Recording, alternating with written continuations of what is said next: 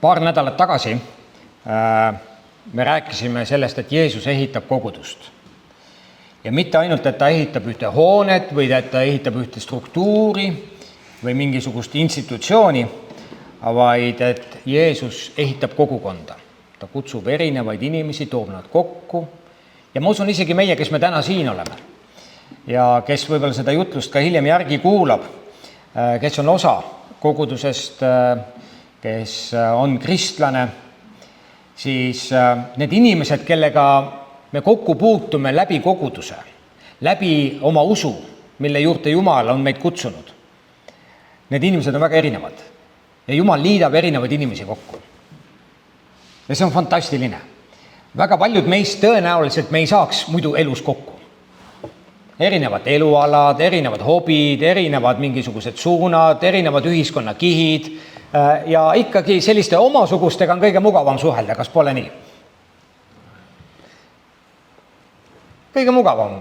Sa saad alati tunda ennast mõnusalt ja nii, aga kui sa puutud kokku inimestega, kes ei ole täpselt nagu sina, kes ei mõtle nagu sina, vaatavad teistmoodi elule, siis nende inimestega see alati ei ole nii lihtne. Aga koguduse mõte just tegelikult ongi erinevaid inimesi kokku tuua. Ja ma ei tea ühtegi paremat integratsiooniprojekti, kui on seda kogudus ühiskonnas. Et ühendada erinevaid inimesi. Poliitika tihti lahutab inimesi, eraldab inimesi üksteisest, maailmavaate ja mingite asjade põhjal, aga kogudus ühendab sellepärast, et Jeesus ühendab. Ja minu meelest see on täiesti fantastiline. Jeesus ehitab kogukonda. Ja see tekst, mida ma täna loen, on see sama, mida ma lugesin 2 nädalat tagasi. Kordamine on tarkuse ema. Me paneme tähele teksti Matteuse evangeeliumi 16. peatükist. Ja kes on muidugi piibliga tuttavad, siis see tekst on tuttav, kes mitte nii väga, siis on võimalus selle tekstiga tuttavaks saada. Ja see on Matteuse evangeeliumi 16. peatükk, salm 13 ja siit edasi me loeme. Kui siis Jeesus tuli Filippuse Kaisarea aladele, küsis ta oma jüngritelt, kelle ütlevad inimesed inimese poja olevat? Kelle ütlevad inimesed inimese poja olevat? Aga nemad kostsid, mõned ütlevad Ristija Johannese, teised aga Eelia, teised aga Jeremia või ühe prohveteist. Tema küsis neilt, aga teie, kelle teie ütlete minu olevat? Simon Peetrus kostis ja ütles, sina oled Messias, elava Jumala poeg. Jeesus aga vastas talle, sa oled õnnis, Simon Joona poeg, sest seda ei ole sulle ilmutanud liha ja veri, vaid minu isa, kes on taevas. Ja Jeesus jätkab öeldes, ja mina ütlen sulle, sina oled Peetrus ja sellele kaljule ma ehitan oma koguduse ja põrguväravad ei saa sellest võitu. See on Jumala sõna. See on tohutult rikas tekst ja sellest võiks kõneleda väga palju erinevaid jutluseid, erinevaid mõtteid esile tuua, aga siin see mõte Jeesus ehitab oma koguduse.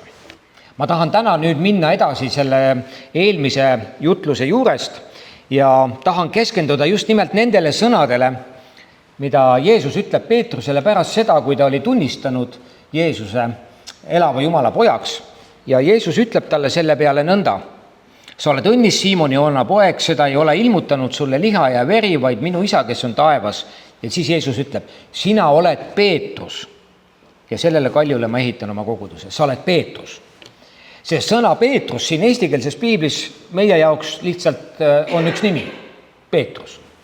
Algtekstis tegelikult selle sõna tähendus on kalju. Tegelikult see, mida ütles Jeesus Peetrusele on, et sa oled kalju. Mina väga uurin ja loen piiblit ka läbi nende karakterite piiblis, kes siin esinevad. Väga palju erinevaid. Ja üks nendest ka muidugi Jeesuse jüngrite hulgast, kes eriti esile tõuseb, on Peetrus. Siin ei ole ju kahtlustki. Ja kui me natukene õpime Peetruse karakterit tundma läbi evangeeliumite, siis mida me näeme? Me näeme, et tegu on ühe impulsiivse mehega. Me näeme, et tegu on ühe mehega, kes ennem tegutseb, kui mõtleb. Pärast mõtleb, kui üldse mõtleb. me näeme, et ta oli väga intensiivne ja selliste intensiivsete inimeste puhul kipub niimoodi olema, et kui nemad kuhugi ruumi tulevad, siis see ruum on neid täis.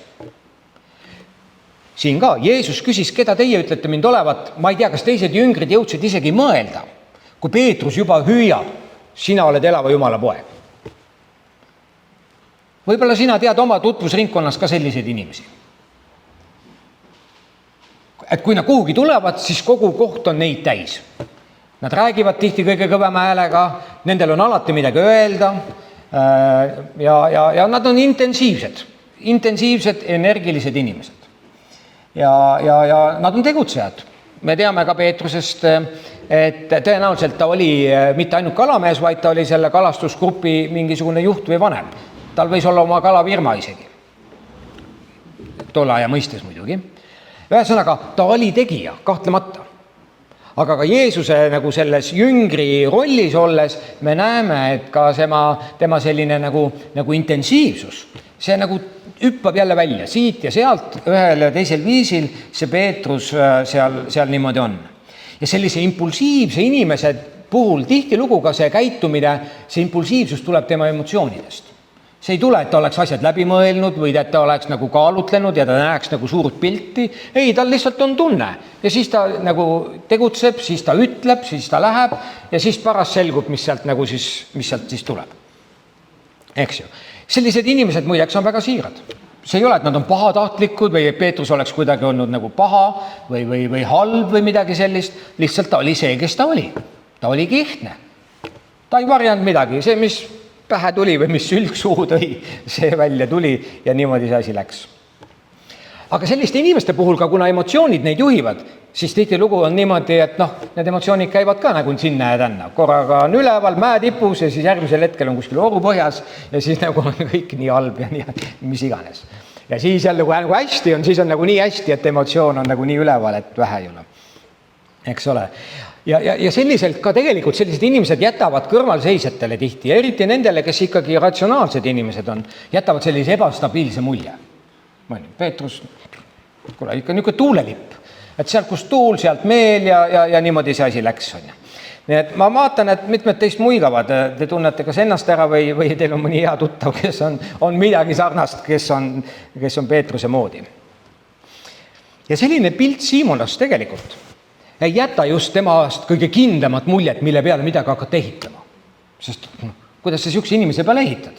Lihtsalt asi käib sinna tänna, tead, ja sa täpselt ei tea, kus ta järgmisena juba on ja mida ta ütleb ja mida ta arvab. Ja sellised inimesed vahest ka oma sellise otsekohesusega võivad lõhkuda. Või selles mõttes mitte ehitada, vaid lõhkuda, eks ole. Ja ometi nüüd Jeesus ütleb Peetrusele või Siimonale siis, ütleb, et sina oled kalju. Sa oled Peetrus. See on huvitav. Selles mõttes just, et meie teemaks täna hommikul on, Jeesus annab uue identiteedi. Kui eelmine kord me rääkisime, et Jeesus ehitab kogukonna, siis täna me läheme siit sammu edasi. Jeesus ehitab kogukonna, ta kutsub inimesi oma kogudusse, oma kogukonda ja selles kogukonnas ta hakkab meid kasvatama, et me jõuaksime sinnamaani, et võtta vastu see identiteet, mille tema tahab meile anda. Mitte see, mis meile on loomupäraselt nii-öelda kaasa tulnud. Mitte, et see oleks halb või vale või et see tuleks ümber programmeerida, aga see tuleb nii-öelda Jeesuse mõju alla anda, pühavaimu mõju alla anda ja selle tulemusena tuleb sellest midagi ilusat. Midagi, mis austab Jumalat, midagi, mis õnnistab kaas inimesi. Piiblis me võime näha tegelikult selliseid identiteedi muutuseid mitmeid. Aabram. Kui me mõtleme Aabrami peale, kui me nagu püüame panna ennast tema olukorda. Ta on 75-aastane vana mees, lastetu, mis tolle ühiskonnas oli nagu päris keeruline, ka sotsiaalses mõttes sellega toime tulla, et mees, mis mees sa oled? Sul ei ole lapsi, sa ei ole keegi, sul ei ole järglasi, sa ei anna edasi oma pärandit. Ja Saara, eks ole, siis Jumal ütleb talle nõndaviis 1. Moosese raamatu 17. peatükis ja salmis 5. Aga sinu nime ei hüüta siis enam Aabramiks, vaid su nimi olgu Abraham, sest ma teen sind paljude rahvaste isaks. 75-aastane mees. jah, ja siis seal juhtusid igasugused asjad, me täna nendele ei keskendu, aga me teame, et temale sündis poeg Iisak, kui ta sai 90. Tegelikult talle sündis veel ka Iismael. Iismael on väga paljude araabia rahvaste nii-öelda esiisa. Iisakile sündis Jakob. Ja kui me täna vaatame maailmas ringi, siis tegelikult Abrahami järeltulijaid on 100 miljoneid. See on otseses mõttes. See uus identiteet, mille Jumal andis Abrahamile, et temast saab paljude rahvaste isa, võttis üksjagu usku, et seda vastu võtta, et hakata selle järgi ka elama. Tegelikult sama identiteedi muutus toimus Sauluse juures, kuigi tegelikult Saul on lihtsalt heebreakeelne nimi Paulusest ja Paulus on kreekakeelne nimi, nii et nime mõttes me ei saa väita, et seal oleks olnud mingi identiteedi muutus justkui. Aga sisulises mõttes ühest endisest koguduse ja Kristuse tagakiusajast sai üks suurimaid koguduse sambaid, keda me üldse kiriku ajaloost teame. Sellepärast, et ta kohtus Jeesusega. Miks on üldse oluline, et me räägime identiteedist? Mis asi üldse on identiteet? Võib-olla peaks isegi ennem seda küsima. Identiteet on meie arusaamise endast. Kes me oleme? Ja mitte ainult meie arusaam endast, vaid ka meie kohast selles maailmas, sest see identiteet, mida me igaüks oma elus kanname, see mitmes mõttes tuleb ka sellest sotsiaalsest keskkonnast, kus me oleme, nendest suhetest ja see kõik kujundab seda, kes me inimestena oleme. Meie väärtused, samuti ka meie elukogemus. Aga miks me räägime identiteedist koguduses? See võib tõesti olla pigem nagu eneseabi või mingi psühholoogia teema, et see ei puuduta meid. Aga minule tundub just, et meie täna sellise vaimse tervise epideemia põhipõhjus on identiteedikriis. Me ei tea, kes me oleme.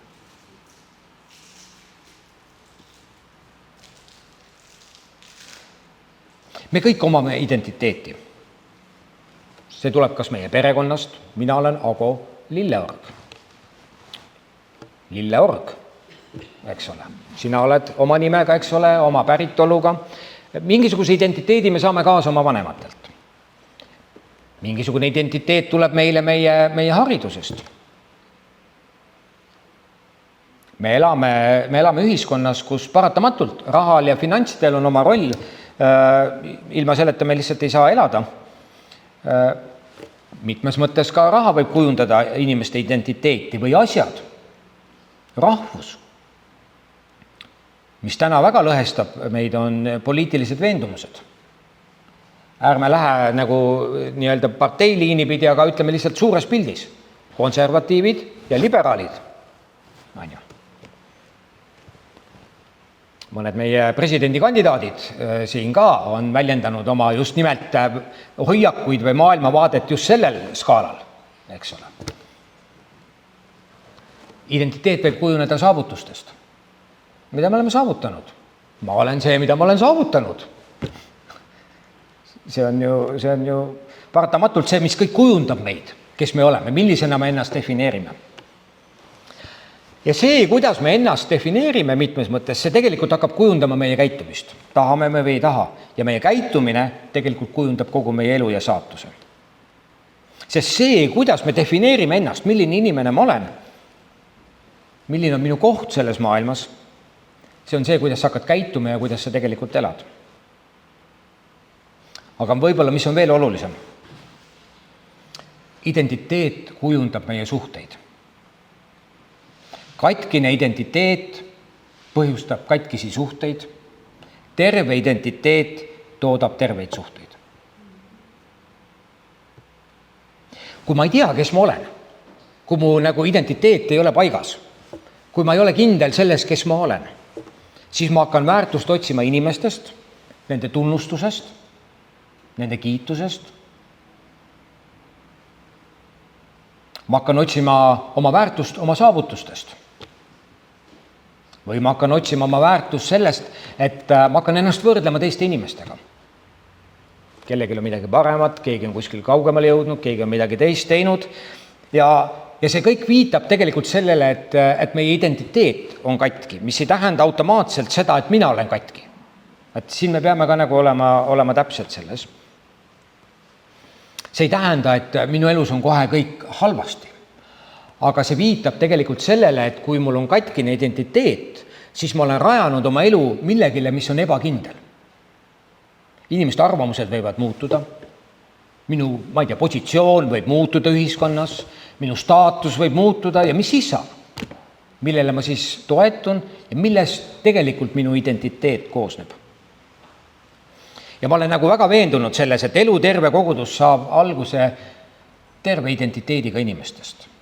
See ei tähenda, et me oleme kõik kohe terved, see ei tähenda kohe, et meie elus ei oleks nagu identiteedikriise mingisugustel üleminekuetappidel, võib-olla mingisugustel sellistel muutuse aegadel toimuvad paratamatult ka niisugused ajad, kus me tunneme seda kriisi. Aga selleks, et me võiksime kasvada sellise eluterve identiteedi poole, me peame sellest koguduses rääkima. Ja mitte selleks, et me tunneksime ennast siin paremini või et anda kellegile parem enesetunne, vaid me räägime identiteedist ühel põhjusel. Sellepärast, et aidata meil näha, kuidas tegelikult meid näeb Jeesus. Kuidas Jeesus sind näeb. Kui tema vaatab sinu peale, kuidas ta sind näeb. Kui sina oleksid täna Peetruse rollis ja oled seal Jeesusega koos ja Jeesus küsib, kelle teie ütlete mind olevat ja sa ütled, sa oled elava Jumala poeg. Mida siis Peetrus sulle ütleks? Vabandust, mida Jeesus sulle ütleks, jah? Mida Jeesus sulle ütleks? Siimonale ta ütles, sa oled Peetrus. Üks jagu nagu vastand nagu sellele, kes Peetrus või Siimon sellel hetkel oli. Ja me räägime identiteedist sellepärast mitte ainult, et kuidas Jeesus meid näeb, vaid et me saaksime teadlikuks sellest, kuidas tema meid näeb. Ja mitte ainult, et me saame teadlikuks, vaid et me hakkaksime selle alusel mõtlema, selle alusel tegutsema ja selle alusel elama. Meie ajakultuuris, sellises ühiskondlikus situatsioonis, kus me oleme, see on väga populaarne, et me loome oma identiteedi ise. Igasugused sisuloojad ja brändiloojad ja kõik nii edasi, me loome oma identiteedi ise. Ja esmapilgul see kõlab nagu väga ägedalt. Iga inimene loob oma identiteedi ise. Oma unikaalsuses, me olemegi unikaalsed kõik, eks ole, ja nii edasi. Ja see tundub kõik niimoodi, et oi, see nüüd on midagi, mis tõeliselt nagu päästab meie maailma. Me ju väärtustame sellist autentsust ja ehtsust, eks ole. Me julgustame inimesi, et nad järgivad oma südant, mis sul südames on, seda tee, selline ole see, kes sa oled, on ja kõik niisugused mõtted. Ja see tundub niimoodi, et see annab meile nagu vabaduse, eks ole. Aga kui see mõtteviis on tõesti nii vabastav, miks ometigi on nii paljud inimesed sellest hoolimata väsinud ja kurnatud? Ja ei leia seda oma identiteeti. Ei leia midagi, mis paneb nende silma särama ja mis paneb nagu nende pea nagu püsti ja õlad taha ja nad tunnevad, ma olen see ja ma võin olla see ja ma võin minna ja teha seda, mida Jumal kutsub mind tegema. Ja nüüd tuleb sisse just nimelt see Jumal. Kohustus ennast ise luua tegelikult on palju raskem koorem, kui me suudame ette kujutada. Sest me kõik oleme inimesed ja tegelikult ka kristliku õpetuse kohaselt me tegelikult oleme kõik patused. Me oleme kõik patused. Pühakiri ütleb niimoodi lausa, et kõik on pattu teinud. Jumal tegelikult ei ole loonud meid ülesandega luua oma identiteet. Evangeelium pakub meile hoopis teistsuguse vaatenurga. Ja see on nimelt see, et palju meie kõige sügavam identiteet ei ole midagi, mida me ise saavutame, vaid mis meile antakse. See on evangeeliumi sõnum. Evangeelium ei ole tule, tee, ole tubli, ole püha, ole nii-öelda vaga ja siis äkki ka Jumal natukene puistab sulle mõne piisa õnnistust. Evangeelium on hoopis vastupidi. Tulles Jumala juurde, Jumal kõigepealt kallab meid oma armuga üle ja see arm võimestab meid tegelikult saama selleks, kelleks Jumal meid on loonud. Huvitav, kui me vaatame seda sama teksti siin, siis Jeesus esmalt ei küsi nagu jüngrite käest, et kes teie olete, vaid ta esitab jüngritele hoopis küsimuse ja ütleb niimoodi, keda teie ütlete mind olevat. Kristlik identiteet ei alga küsimusega, kes mina olen. Kristlik identiteet algab küsimusega, kes on Jeesus. Ja pärast seda, kui me teame, kes on Jeesus, me saame avastada seda, kes oleme meie. See on kristliku identiteedi alus. Ja nüüd meil on kiusatus mõelda, et oi, et aga kui nagu ma ikkagi nagu Jeesuse lasen ka siia sellesse asja sisse, siis äkki ma ikkagi ei saa olla päris see, kes ma olen. Me olime hiljuti Käsmus ja meil oli seal üks koguduse tore väljasõit ja selles Käsmu sõnumis, ka Käsmu kirikus, mis meil oli, ma ütlesin ühe mõtte, mille on öelnud C.S. Lewis, kes ütles nii, et Jumalale ennast üle andes me alles päriselt saame iseendaks. Nii et tegelikult, kui me laseme Jeesusel määratleda oma identiteedi, siis me alles päriselt hakkame saama selleks, kes me oleme loodud, kes me päriselt võime olla. Niisiis, kristlik identiteet ei seisne selles, mida mina Kristuse heaks teen või milline inimene ma olen, vaid kristlik identiteet seisneb selles, mida Jeesus minu kohta ütleb. Kelleks ta mind on loonud ja kelleks ta mind veel tahab teha. Kelleks ta mind veel tahab teha. Kes me siis oleme? Just eriti ka kristlikust vaatevinklist. Esimene asi, mida meile ütleb 1. Johannese kirja 3. peatükk 1. salm, me oleme Jumala lapsed. Vaadake, kui suure armastuse Isa on meile andnud, meid hüütakse Jumala lasteks ja seda me olemegi. Kui sina oled andnud oma elu Jumala kätte, võtnud vastu Jeesuse oma ellu ja oma südamesse ja ta on sinu päästja, siis sa võid olla nagu täiesti kindel ja rahul selles, sa oled Jumala laps. Ma isegi olen näinud selliseid inimesi, kes on teinud oma business kaardi või selle nii-öelda visiitkaardi ja pannud sinna peale oma nime ja sinna alla on pannud Jumala laps. Ametikoht või see staatus, eks ole. See on lihtsalt üks näide, me muigame selle peale natuke, eks ole, aga tegelikult ka meie kristliku usu mõttes, kui me räägime kristlikust identiteedist, selles uues Jeesuse loodud kogukonnas koguduses, eks ole, siis tegelikult see on meie alus, me oleme Jumala lapsed. Ja siin ei loe see ühiskondlik mingisugune asi, mis me oleme teinud või teeme või oleme, vaid me olemegi erinevatest ühiskonnakiltidest kokku toodud, Jeesus ühendab meid kokku ja see, mis meid ühendab, on, et me oleme Jumala lapsed. Ja see on midagi täiesti sellist, mida me kuskilt mujalt ei saa. Rooma kirja 3. peatükis 23. ja 4. salmis öeldakse, sest kõik on pattu teinud ja on Jumala aust ilma või Jumala kirkusest ilma jäänud, ütleb uustõlge, ning nüüd mõistetakse õigeks tema armust muidu lunastuse kaudu, mis on Kristuses. Ühesõnaga, me ainult ei ole Jumala lapsed, vaid me oleme Jumala ees õigeks tehtud. Kui me täna hommikul laulsime selle esimese ülistuslaulu, et Jeesuse vere läbi mul on õigus tulla Jumala ette, eks ole, mul on õigus palvetada, mul on õigus selle universumi looja ette minna sellise inimesena, nagu ma olen, puudulikuna, kohati täiesti katkisena, siis tema teeb meid õigeks. Kristuse läbi ta on teinud õigeks ja see on see põhjus. See on kink ja see ei ole, mida me teenime välja. Rooma kirja 8. peatükk 17. salm ütleb, me oleme Jumala pärijad. Kui me oleme aga lapsed, siis me oleme pärijad, nii Jumala pärijad kui Kristuse kaaspärijad ning me koos temaga kannatame. Kui me temaga koos kannatame, siis meid ka koos temaga kirgastatakse. Ja see tegelikult muudab kogu meie staatuse. Me oleme Jumala pärijad, me enam ei ole kerjused. Ja me tuleme Jumala ette alandlikkuses, aga me ei ole enam kerjused, vaid me oleme õigeks tehtud, me oleme Jumala lapsed, me kuulume Jumala perekonda. Meil on täis õigus tulla Jumala ette ja elada ühte julget elu. Ja veel üks mõte, 2. Korintuse 5:17, Paulus ütleb niimoodi, kui keegi on Kristuses, siis ta on uus loodu.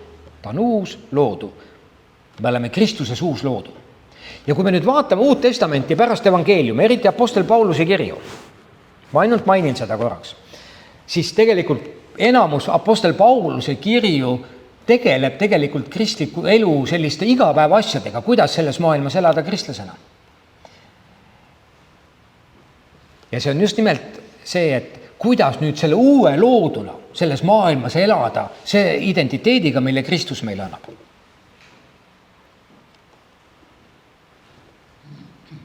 See ei ole lihtsalt üks eetika, kristlik eetika, et nüüd me peame teistmoodi käituma.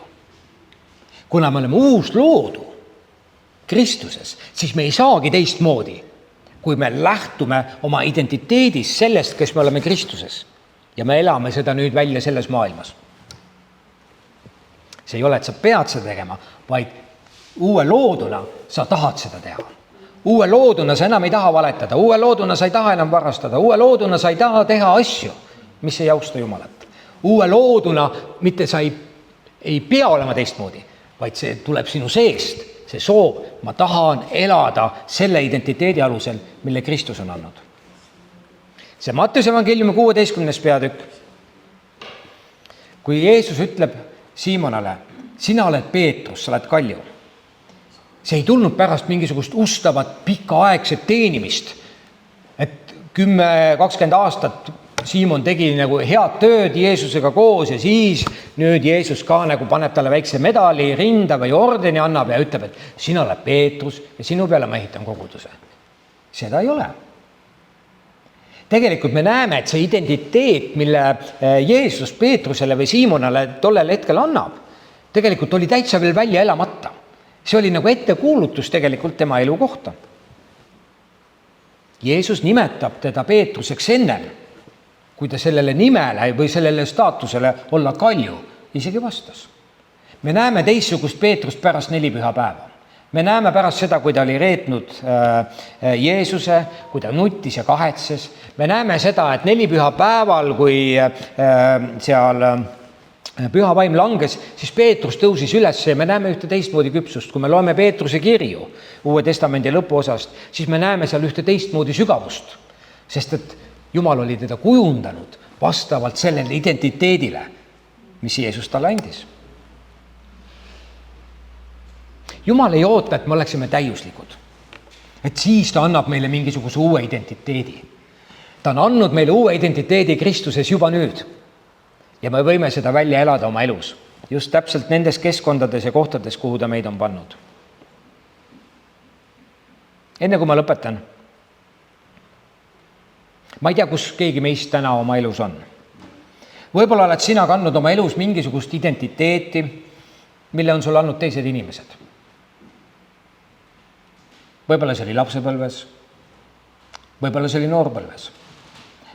Mingisuguses eluetapis on juhtunud mingid asjad, kus mingid inimesed on midagi öelnud sinu kohta ja sa elad sellega siiamaani. See kuidagi nagu määratleb sind, see kuidagi kammitseb sind. Minu elus oli selline väga raske koht, ma ei teadnud sellest midagi, aga 8. klassi lõpus, tollel ajal, kui mina koolis käisin, oli see põhikooli lõpp.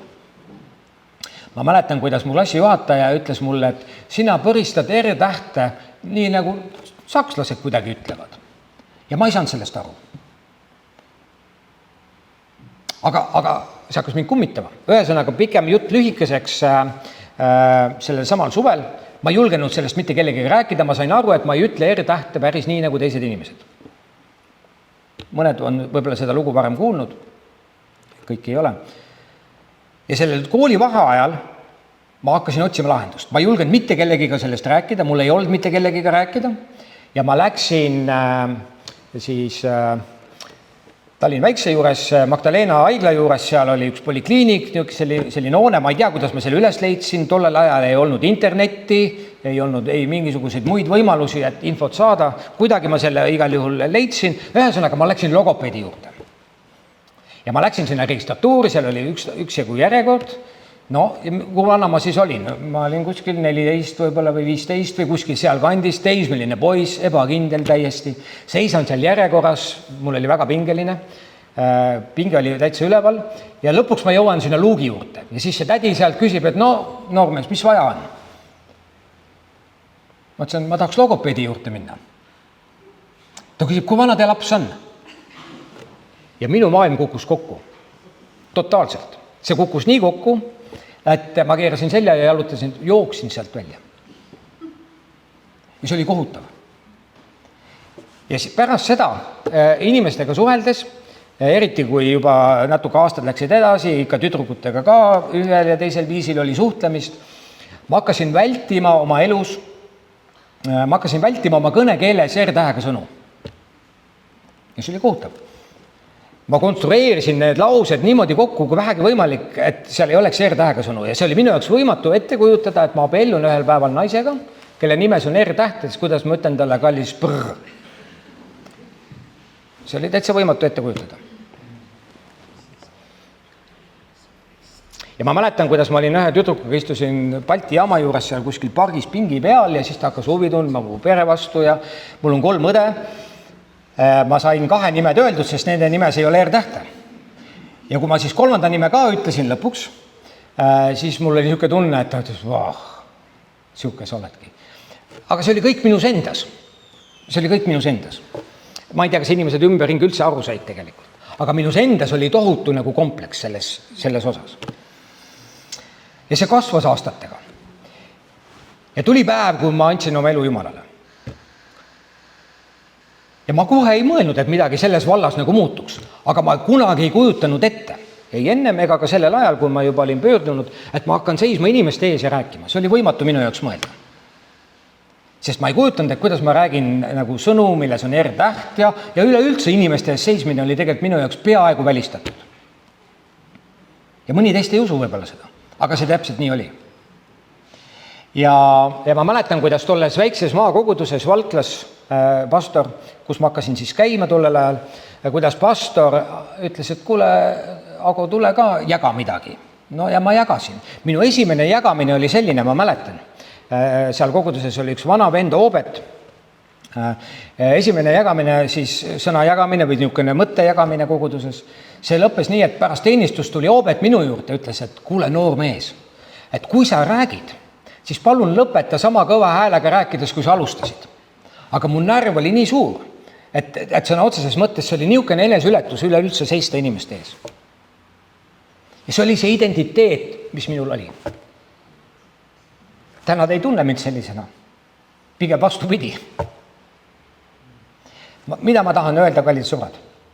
Ma tahan öelda, ükskõik millisena täna sina ennast ei näeks. Ükskõik mida inimesed ei oleks sinu kohta öelnud. Ükskõik millised mõttemustrid ja mingisugused asjad sinu peas ei oleks, mis määratlevad seda, milline inimene sina oled. Kui me anname ennast Kristuse valitsuse alla ja lubame temal hakata määratlema oma identiteeti, siis sa ei kujuta ette, kuhu sinu elu võib välja viia.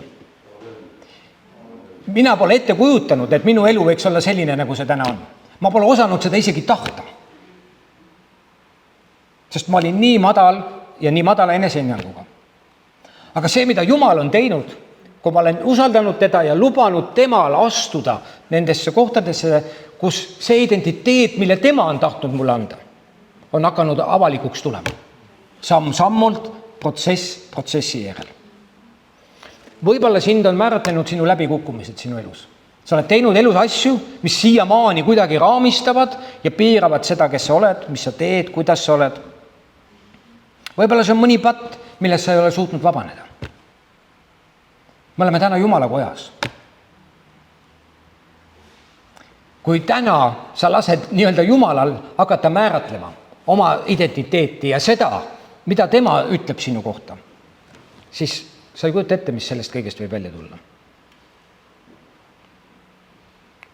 Võib-olla mõni inimene on sulle öelnud, sinust ei saa asja, sinu minevik on selline, nagu see on, sa ei ole piisav ja nii edasi ja nii edasi. Aga täna küsib Jeesus seda sama küsimust tegelikult sinult. Mida ta küsis Siimonalt, mida ta küsis oma jüngritelt, keda sina ütled mind olevat?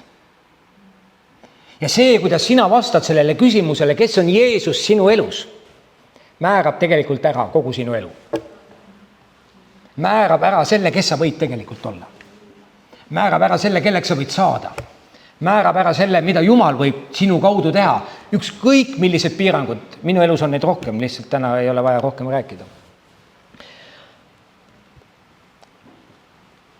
ükskõik mida Jumal tahab teha, ta saab seda teha. See ei tule ühe päevaga, see ei ole nii, et see on kohe järgmine nädal platsis. Aga see on üks protsess. See on üks protsess, kus sa julged usaldada teda rohkem kui see ennast, inimesi ja olukordi enda ümber, mis tahavad määratleda seda, kes sa oled. Kas sa oled valmis uskuma, kes on Jeesus ja mida tema sinu kohta ütleb? Ja kelleks tema sind päriselt tahab teha? Aamen. Ma palun, et me tõuseme. Me tuleme issanda surma mälestamise juurde, aga enne seda ma tahaks palvetada seoses selle jutlusega ja pärast Jumala teenistust kõigil, kes ka soovivad eestpalvet, sa tahad teha oma elus ühe nagu uue otsuse. Ma lähen siit edasi Jeesusega. Võib-olla sa oled käinud tema teede peal, võib-olla sa oled eemal olnud, võib-olla su elus on mingid asjad juhtunud, mis ei oleks pidanud juhtuma ja sa lihtsalt tunned, et sa vajad nagu sellist ühte uut usukinnitust ja ühte uut otsust oma elus teha. Siis me tahame anda selleks võimaluse, me altar on avatud. Aga Jumal praegult näeb sind ja ma olen täiesti veendunud, et tema sõna meie südametes, meie eludes teeb oma tööd. Ja ma usun, et see küsimus täna on, kas me oleme valmis Jeesusel määratlema seda, kes me oleme. Kas me oleme valmis laskma temale öelda, kes me tegelikult oleme. Mitte see, mida ütlevad inimesed, vaid see, mida ütleb tema. Ma palun, et me kummardame oma pead. Ja kui see sõna täna hommikul on sind kõnetanud ja kuidagi sa tunned, et see on see, millega sa tahad edasi minna, siis ma lihtsalt palun, et sa seal oma koha peal lihtsalt annad oma käega märku. Siis ma tean, kelle pärast ma palvetan. Ja suur tänu. Kõige tähtsam, et Jumal näeb teie kätt, mitte mina. Jumal näeb. Küsimus ei ole üldse minus. Jumal on näinud sind, Jumal on näinud sinu igatsust täna, Jumal on näinud seda sinu valmisolekut. Isa taevas, ma tänan sind iga inimese eest täna siin selles paigas. Eriti ma tänan nende eest, kes tõstsid oma käe. Jeesus, ma tänan sind, et sina oled võimeline meie elus saatma korda midagi sellist, mida me isegi ei oska oma kõige metsikumates unistustes korda ette kujutada. Sa oled seda mitmete meie eludes juba teinud. Aga Jumal, me täname sind, et nii kaua, kui sa oled andnud meile hinge õhku ja me veel ei ole metsakalmistul, siin on veel midagi. Siin on veel midagi, mida sa tahad ja saad teha meie keskel. Sa saad ja tahad teha seda meie eludes isiklikult, sa saad ja tahad seda teha siin Eelimi kirikus, sa saad ja tahad seda teha selles linnas, selle maa ja rahva keskel, kus me elame, issand. Issand, me ei ole lihtsalt isolatsioonis ka siin, me ei ela iga üks oma elu kuidagi ainult isolatsioonis, vaid me elame selle rahva ja maa keskel, issand.